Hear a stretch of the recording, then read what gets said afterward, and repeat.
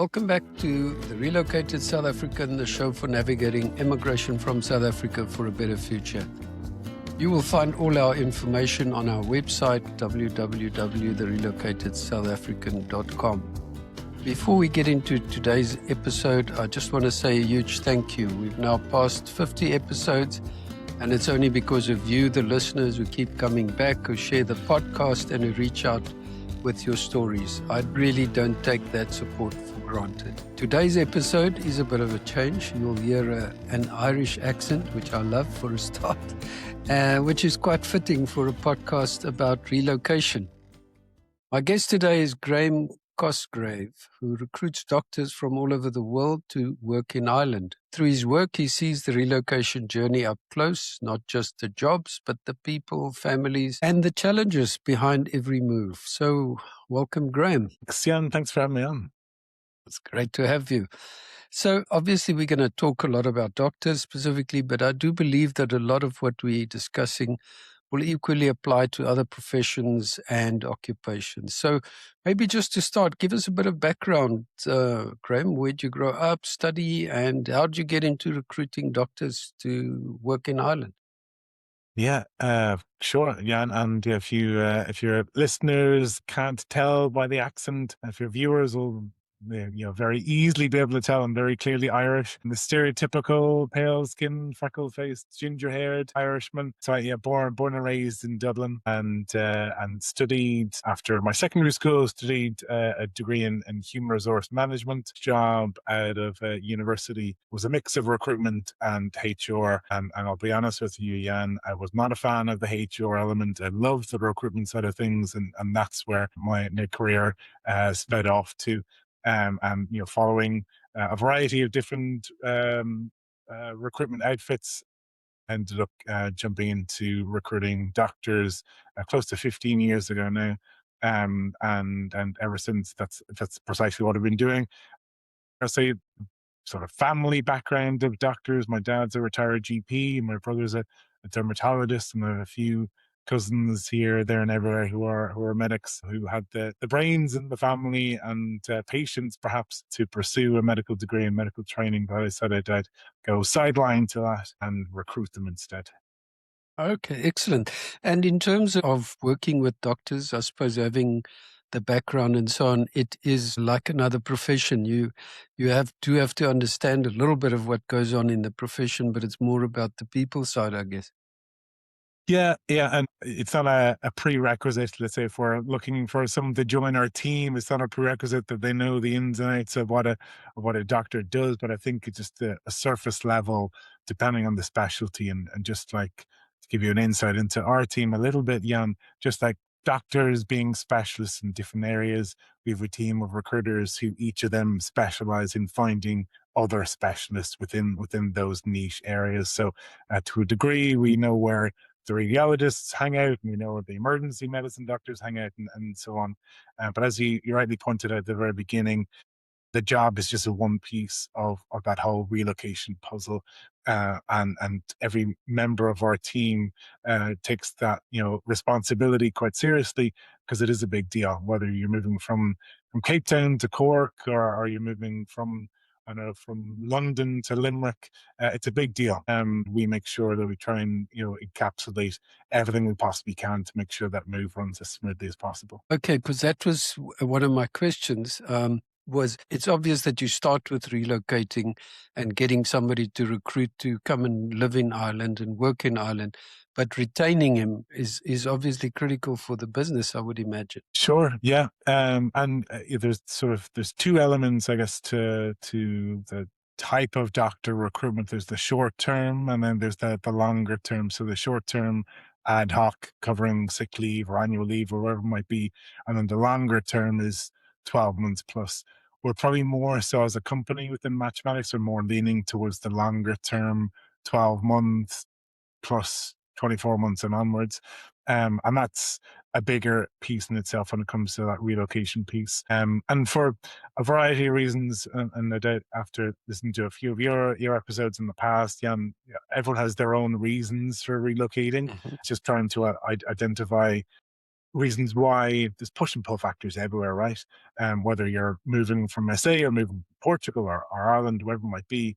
But what I think is amazing, and we're living in interesting times right now where perhaps that freedom of movement of people is more restricted than it was previously. I'm a firm believer in, people should have the opportunity to move wherever they please, provided they have the means to do so, and also ability to contribute to where they're moving to. And I think a medical degree is, for a lot of people, a passport to travel the world and a passport to move to other parts in the world. And we're just a tiny piece as part of that whole equation of relocating. Excellent. And Graham, obviously you've had South African doctors on your podcast, and we'll talk about your podcast. But have you traveled to South Africa? I have, yeah, and actually we go we do road shows to South Africa every 2 or so years, where we in person, we go out there to showcase what Ireland's got to offer. We host free events where our most recent one was March of last year in 2025, where we went to Durban, Joburg, and Cape Town, hosted 6 free sessions across the 3 cities across a week. Where we'd guest speakers, we'd South Africans who had made the move, we'd employers from Ireland join us, and all just trying to encapsulate what it's like to make the move as well. In addition to those speakers, we'd someone from medical indemnity, which every doctor needs in order to practice in their jurisdiction, as well as another SAFA that you might have crossed paths with again, Lamont Kritzinger, who's part of Of the course. House It Expat Network.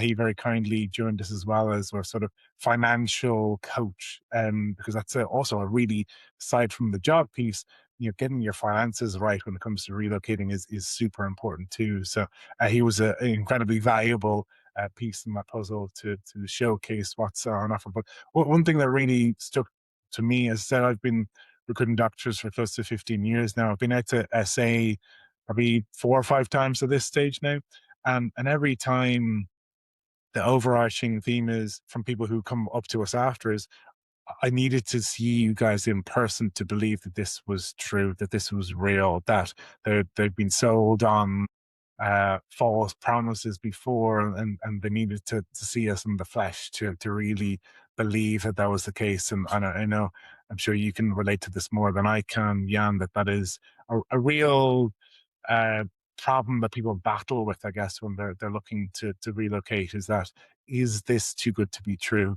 And that's where you try and go out there in person to dispel that as much as possible. Lamont was a guest on the show as well. So he's a great guy. Loves Ireland. Loves living in Dublin as well. So yeah, he Yeah, was one of our guests. So you mentioned just a question in the trips that you've done. Has the interest grown? Is it because of the reasons that why South African doctors leave, safety, opportunity, family, etc.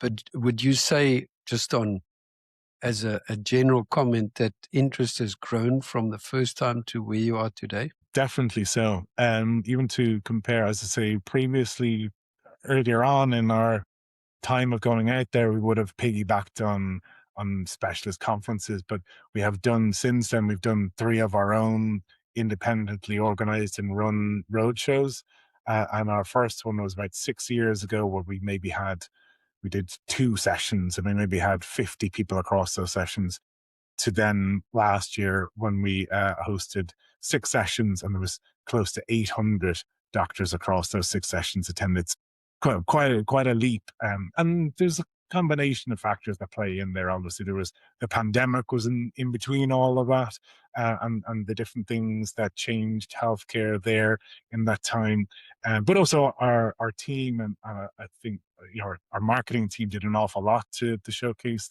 those events.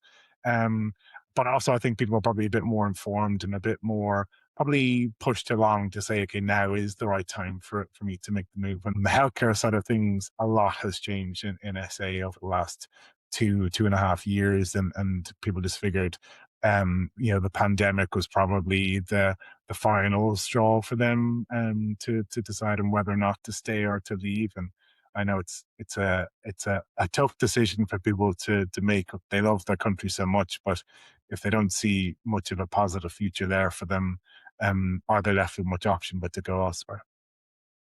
Absolutely. Yeah, I think we all know what's happened with healthcare and the doctors and good doctors who can't get jobs with the state. And uh, there's so many stories, we don't have to focus on that. But I mean, I was going to say, in terms of South African doctors, and you work with doctors from all over the world, what stands out about South African doctors specifically? So, well, intrinsic piece, which is quite important, is the medical degree and verification, and that there's no. I won't get too technical on this. If someone wants to reach out to me directly after, I can get into it. But the bones of it is, for the most part, a South African medical degree is considered equivalent here in Ireland.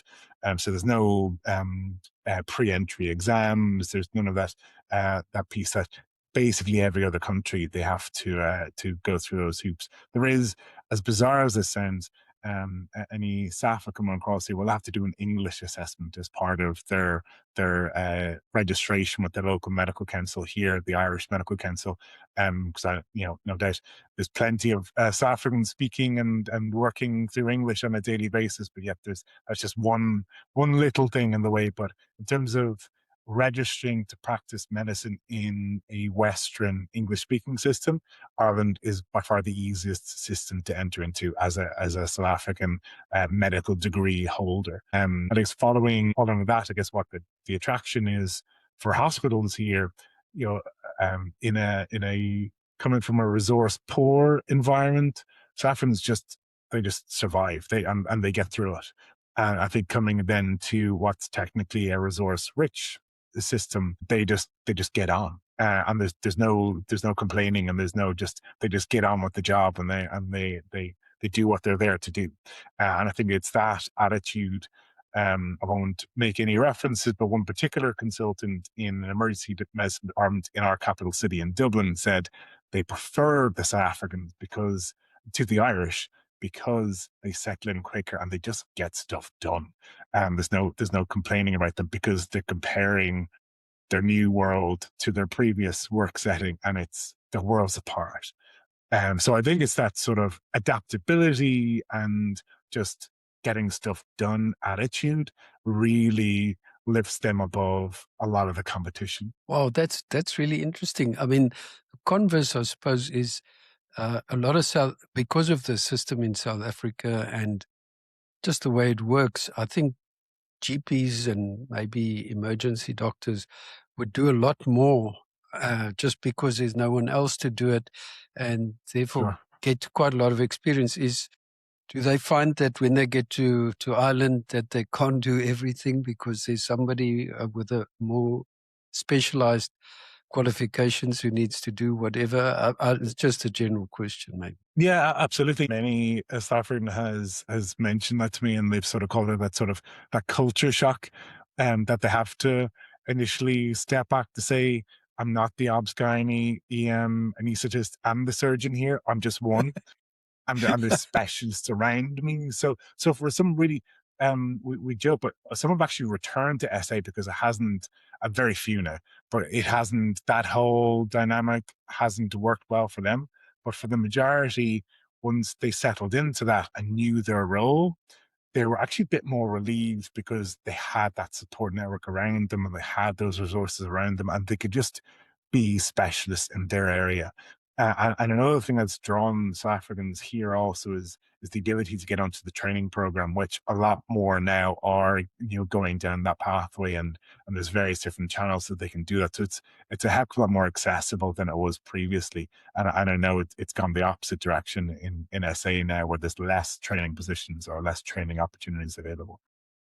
Okay, that's really interesting.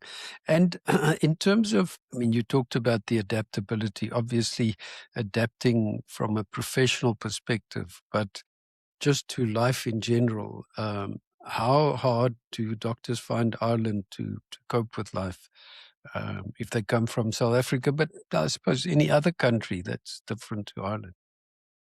Yeah, and it's a very reasonable question, and I feel I'm leaning from not just South Africans, but other doctors that we've helped relocate from all over the world.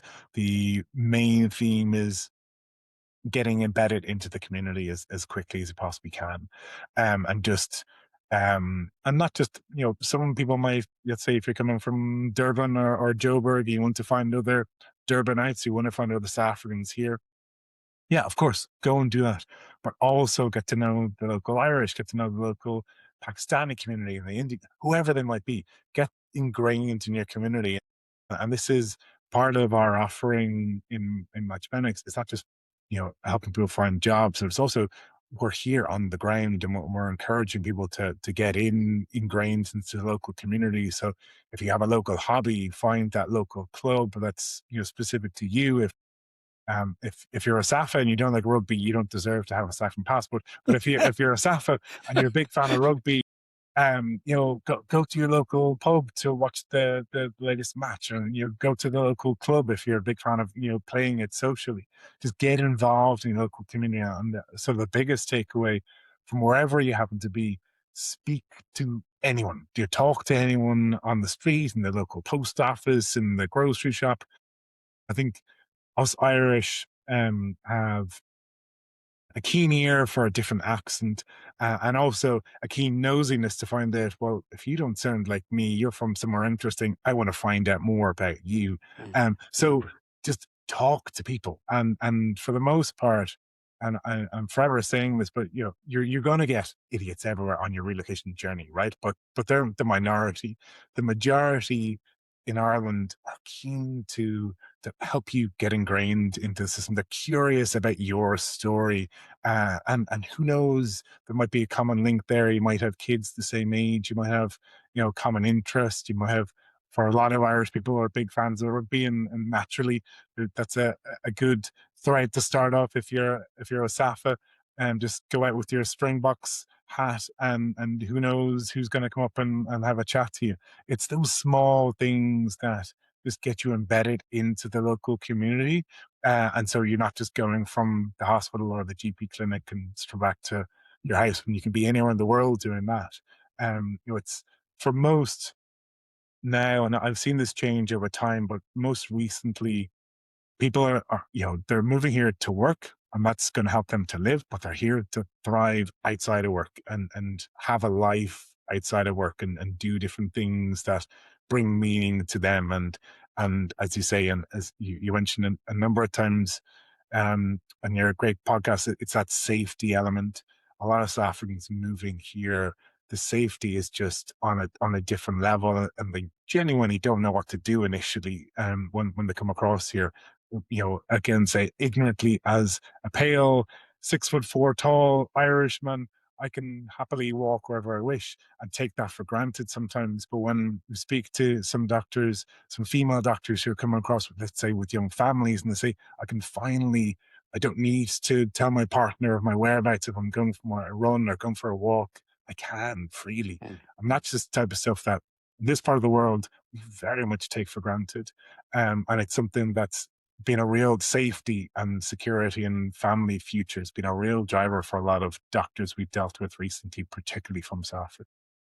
I agree with you. And I think, there's South African accountants and engineers, they're all highly sought after because the qualifications are still Sure. good and they're hardworking and they go across and they make it, they want to make it work. They don't want to go back because people realize, I think if you fail at immigrating, it takes 5 years out of your life potentially. One of my guests said previously, you give up a lot to move, and if you don't give it everything and then you have to go back, it's a step back. Um, Again, not just for South Africans, but all doctors. A big theme that comes up in every discussion on my podcast is family. And how important would you say in 15 or how many years you've been in the business, have you found the family of the person relocating to be critical in that process? Absolutely. So much so to the point now where we make sure in a follow-up interaction with the doctor, wherever they're coming from, that we try and bring their family into the conversation as much as possible. So if the non-medical partner wants to have a follow-up video call with their doctor partner and us, we will gladly encourage it. Even in our first interaction, a big question across our team of recruiters is who else is going to be involved in this move, and how do we understand them better. So what does your partner do for work? How many kids might you have? What ages are they? Any four-legged friends? Any pets? Anything like that? All that stuff is really important for us to understand so that we can support people in the best way possible. And in many cases, we try and then call it a buddy system to a degree. We try and link them up with perhaps someone perhaps who's coming from their background or someone from their specialty who we helped relocate maybe a year prior, so that they can share their lived experience as well. And also they have someone then that they can say, I don't know no one in Ireland anymore. I know this one person who's close by to where I'm due to move to. So it just breaks it down that little bit more. And it's the starting point of their new Irish community. Okay, yeah, because that is so critical. If I always say if people move, the husband and wife must be on the same page, because initially, especially when one is up and the other one could be down, it's always there. That's where the support lies, the initial support. Yes, there is a community, but it's tough. And I was going to say that for spouses and children, it's a big thing to adapt also the season when you move to Ireland, because if you move Sure, and yeah. arrive I there think in January. Jan, you can't control that too much in terms of the weather, this side of things. But for others, as we're seeing outside of South Africa, we're seeing. You know, I'm not going to say I'm big into politics, but I think it's quite important for our type of work to understand global dynamics and some of these things that create push and pull factors. And there's a big push right now for, as we've seen in South Africa for quite some time, but a similar push happening in the US because of everything that's happening there. So we are very much seeing a medical brain drain happening there, on a very different level. And I guess the economics are quite different there too. So for some, we've started to put together what's called look-see visits. So people are quite interested. So I just prior to this, I was on the phone to a couple in Pittsburgh. He is a pediatrician. Is She works in statistics, and they're very interested and engaged by coming across to Ireland. They have two young kids, so they want to come across to test the waters. So they're coming over in February for a week's trip to, I've lined up a number of hospital visits and school visits so they can get the full picture of what the move is really like before fully committing to that. And I think for people, if you could afford it, one, because I appreciate that's a big undertaking, and also that time. But if you can afford it, I think it shows that person, the push factors are strong enough, but also the pull factors too. We want to make sure that this is right for us, being such a big relocation step.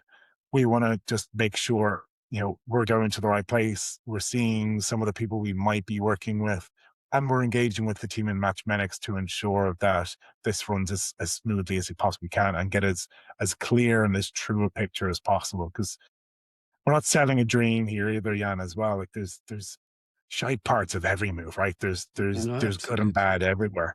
And I think there's value in being aware of that stuff so that you're not surprised when it does crop up. And there's always going to be surprises, but to just be aware of the pros and cons so that there's no hard feeling halfway through the relocation, say, oh, if I'd known that, I probably wouldn't have come. In some instances, we do, to a degree, sound like we're talking someone out of moving because we want to paint as clear a picture as possible about the reality of it. I think that's absolutely critical. And I mean, it sounds like you almost have to act as a sounding board and a psychologist and Sure. and the Yeah. recruitment guy, So it's quite a Yeah. challenge, I guess. So if what would you say uh, if you had to define a perfect candidate for a good a good relocation candidate?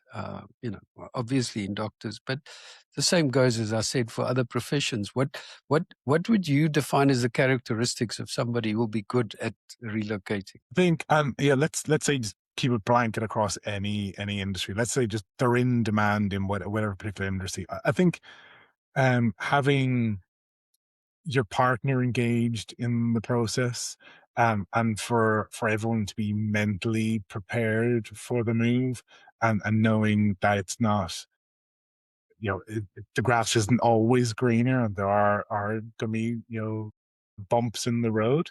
I think it's just having a realistic view of what it's going to be like, and to know that nowhere is perfect. I think wherever you happen to be moving from, and maybe there's more push than pull from where you currently are. Don't just think that Ireland or where else you happen to be relocating to is going to be far better. There's going to be, you're going to miss home. There's going to be things from your everyday that you're going to think, I missed that. Are you going to interactions with the local people that you might be dealing with on a daily or weekly basis? You're going to miss that stuff, but then you're also going to replace that with other nuances of your day or other interactions in your day. So I think just having a realistic viewpoint of what life is going to be like, and don't just think that it's going to be plain sailing. But I think, and regardless of industry, I think it's far easier having the support of someone on the ground who's working within your industry to be able to support that. And like I said, we lean on, for areas where we feel we're light on, we lean on partners. So the likes of Lamont on the financial side, we've, partners on the accommodation piece, we partners on the immigration piece and medical indemnity, so that we sort of bring experts together to try and give us as coherent a package as possible to try and make sure as many of the steps in the process are taken care of. So I think going to experts who are on the ground where you're relocating to is really crucial. Yeah, I think that's absolutely critical. Because I was going to say the converse is, what would you say is the one or a few mistakes that doctors most commonly make when they relocate to Ireland specifically? Yeah, I think probably thinking that the registration part with the Irish Medical Council will be easy and straightforward. For any doctors listening, they'll know the HPCSA, so your equivalent, the medical council there in South Africa, are a, a public body. So naturally, with that comes, it's a bit arduous, it's a bit painful, it's a bit, you have to chase them. Irish Medical Council are equally painful and slow. So you kind of, I guess, for a lot of the South Africans, it shows your grit. One thing I know, ingredient in any South African is just pure determination. If you want to get something done, you get it done. And I think you have to sort of, with any relocation, you have to dig deep. And if there's pieces in the process, you have to remind yourself, if they're a little bit sticky, it's you that's making this move. It's not the administrator that's blocking things. It's you should be the driver of this. And if there's a roadblock there, lean on a supporter or go through that person that you're trying to get that from. And just being your advocate for that whole relocation. Mm. I think that's very, very useful advice. You spoke about the financial side. In general, do doctors find it, uh, I wouldn't say financially rewarding? On the one side, you're giving up what you had in South Africa for something that's reasonably unknown, because you don't know cost of living and you don't know what it's, how it's going to be to live there financially. Is that something that you help people with as well? Yeah, and you'll know this, from your own family experience here in Ireland. There's no denying it. It's expensive to live here, but you could be cute about how you're spending things. Like a huge difference. People talk about our tax system here, and particularly moving from different parts of the world where you might have questions over where your taxes are going to. There's very little question over that here. because you'll see a very good, reliable road network. You'll see a very good, reliable public transport network, and very good health system. Once you've access to it, it's a very good publicly accessible healthcare system. That's where our tax money is going to. Your free public schooling system, now soon to be nationwide, free lunches for every child across the country going to school. So there's real things that you're seeing your taxes going to. And again, honing out on the South Africans for a second, knowing for however long we've worked with them, knowing that you literally don't know where your taxes are going to, because you're seeing the road you're traveling to every day to work. There's massive potholes on them. The hospital that you're going to work in is completely underserved with resources, and you're having to use backup generators. You're having to pay privately for water. You're having to pay privately for electricity and security and all this stuff that just you don't have to pay for here. And another sort of nuance between the two locations is our public services. You might be frustrated with them, but they work here. Particularly, one thing that a lot of South Africans, when we talk about the culture shock, that are struck by here is we have a postal system that works. Like I'd one couple from Cape Town we helped relocate a couple of years ago, and their first reaction to it was, "Your postal service is cute," because it works. And their first interaction with the public system here, they're like, this they said this lovely lady helped them and supported them and said, I'll send, she was on the phone to them, and Denica is her name, and she said, I'll the lady on the phone said, "I'll send that through to you in the post." And she panicked to say, no, because then I won't get it. And he goes, "Don't worry, it's going to get to you in a couple of days." And it's that type of stuff that, again, as Irish people, I'm thankfully grounded to some degree with the interactions that I have with people here, with the South Africans here, and that I know the services that we get are very good by comparison to many other parts in the world. But a postal service, how you know, living in Europe, a postal service that's reliable should be expected, but it's not. For a lot of people coming here, it's a pinch me moment to say, "Wow, this is weird." So there's definitely, wherever you're coming from, there's going to be weather shocks, there's going to be culture shocks, there's going to be system shocks. That's all part of a move. I think having yourself prepared for that type of stuff is really important, and being open to those surprises. And I think talking to others who have been to the location you're moving to beforehand might inform you a bit more, so it's less of a shock when you do get there. I totally agree. I think, and often people so focus on the negatives, the other Sure. side of traveling, moving to Europe is access and countries and places that you see and traveling that you can do, and it's all close by. I mean, for us, 2.5 hours to Dublin, we hop over for a weekend. It's so easy. So I think there's a lot of positive, but sometimes that people forget, when they move, and they want to focus on the negative. Just anecdotally, on the post office, it's so funny because, as I understand, in Ireland, every house has its own postcode. Is that postal code? Is that correct? Yes. Yeah. Yeah. They're And called air codes now. yeah. And every single house across the country, every single apartment across the country has their own air code. So it's my daughter on Friday sent me a proud picture of her Irish passport because she went to the swearing in ceremony in the 1 December, Sure. and she said from there was just never anything physical other than going to the ceremony. The rest is all in the post. Your passport arrives in the post, Mm. and there's never a question. So it's very different for South Africans, believe me. Yeah. Even the Portuguese system, which is by no means as good as Ireland, still anything's better than what we had in South Africa. But you mentioned that passport piece, and I think that's another big draw to Ireland. You were there, and great to hear that your daughter had such a positive experience.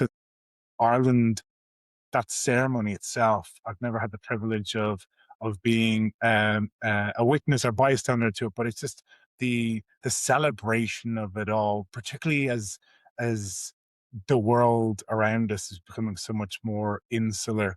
I don't feel that's the case here in Ireland, and largely across Europe. And I think those ceremonies are a product of that. And that it's a celebration of all these different nationalities coming together to call Ireland their new home, and to have, I think, Ireland as one of the countries in Europe to have the quickest pathway to getting a European passport. I think it's about 5 years to get a European passport, or an Irish passport here, is incredible. And I think as a nation of for centuries, we were the ones going across the world to find work elsewhere, and now we are very much a place attracting amazing new cultures and new people with bright, fresh perspectives that our ancestors, however many centuries ago, were doing precisely that. As I said, you'll get idiots everywhere, but for the most part, Irish people are so grateful to have such a mix of cultures and diversities and faces here in Ireland, because that's the makeup of our current country, and we're forever grateful for it.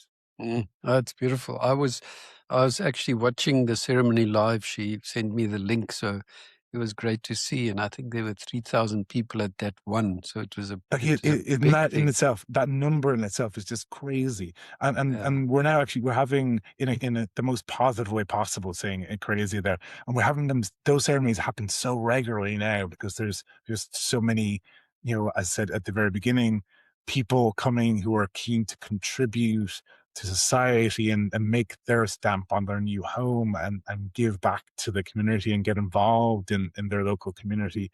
And then as a byproduct of that, they've had an amazing ceremony that they work towards to, and then becoming, an Irish citizen. That's awesome. Graham, just getting towards the end, in your experience and placing doctors and so on, have you maybe an anecdote of one or a percentage of people that have come across and have stayed and become Irish citizens in the medical profession? Is it a large percentage? Maybe I should ask it like that. Yeah. So again, I don't have a precise number for you, but sort of anecdotally, just to show sort of the changing times. So when I first started in my career recruiting doctors, there was a larger number of South Africans coming across, say, I've got a bank of annual leave, and I just want to get a bit of extra cash.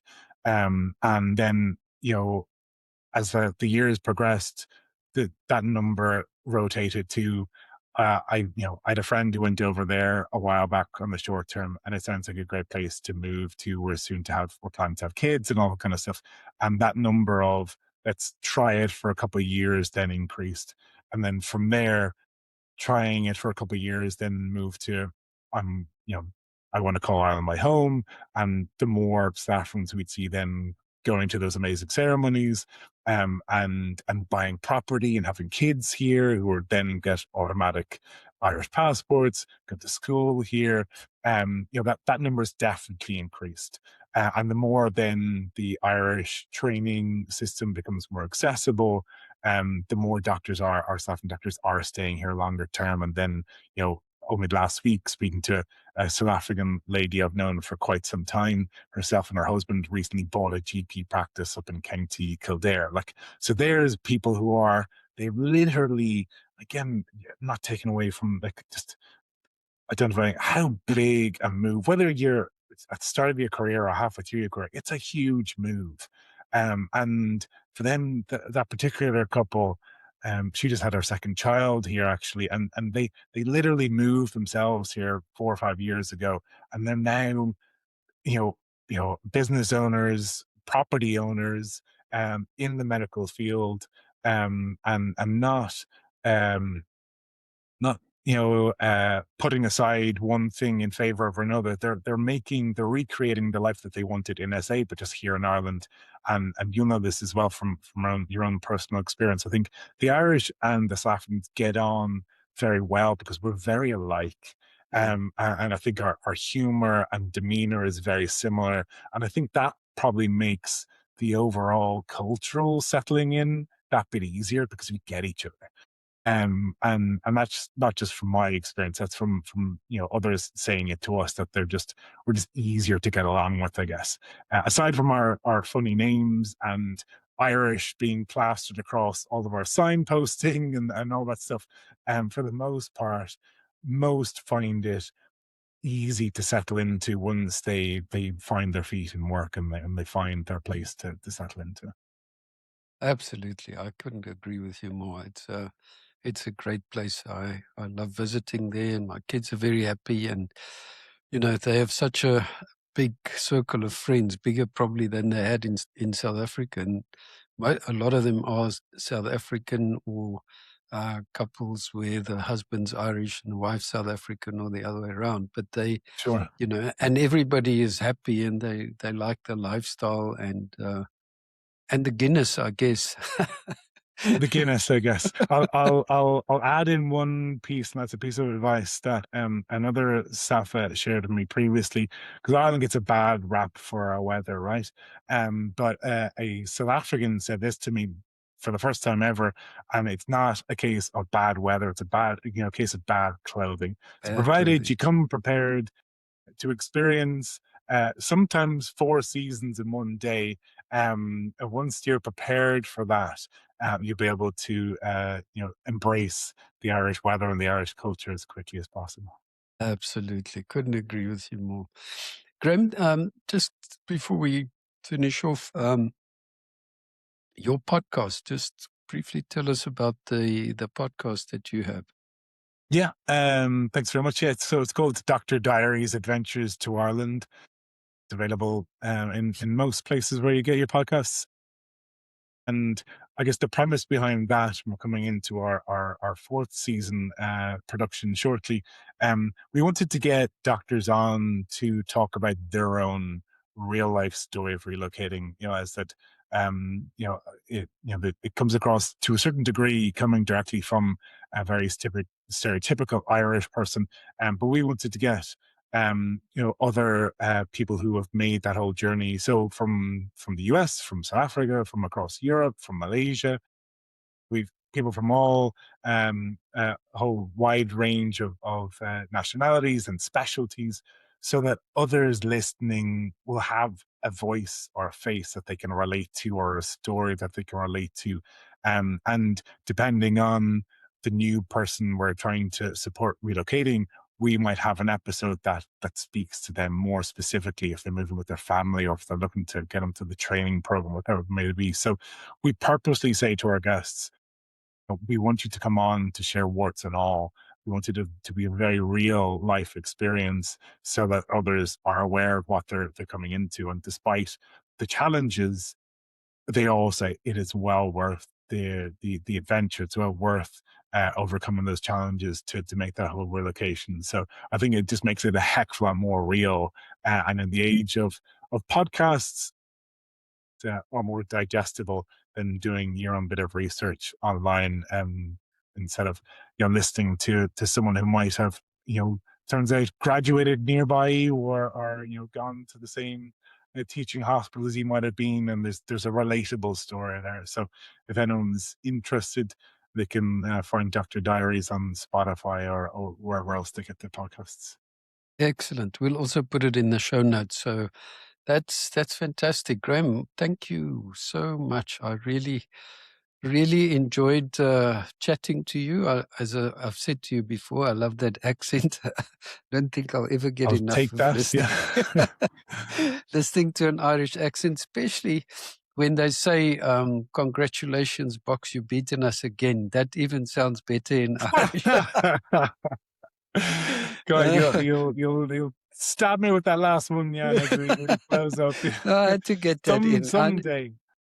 I know. I said, the other day somebody said they feel so much more South African when overseas, when they live outside South Africa, than they did in South Africa. And I said, I think part of the reason is because we've been winning the rugby. That identity might go away if we start losing. Are you guys hopeful for the Six Nations?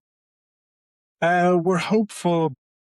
As most pundits are saying, it's this season it's kind of anyone's game, really. But let's see how we go out there. But still no talk of replacing Italy or Wales with South Africa. But we can wish and hope. maybe we shouldn't be wishing for that, Jan, and we want to we want to have a shot at it and keep the Saffas away for a bit. That'll be good. But anyway, no. Graham, thank you so much. I really enjoyed your perspective. I think, as I said at the beginning, you have a specialist business working with doctors, but I think there's so many things that came out of the conversation that will apply to anybody else. So really thank you for making time. I really enjoyed that. Thanks for having me on. Thank you. As always, thank you for listening and supporting the Relocated South African. If you want to interact with us, email me at jan@relocatedsoutafrican.com. Until next time.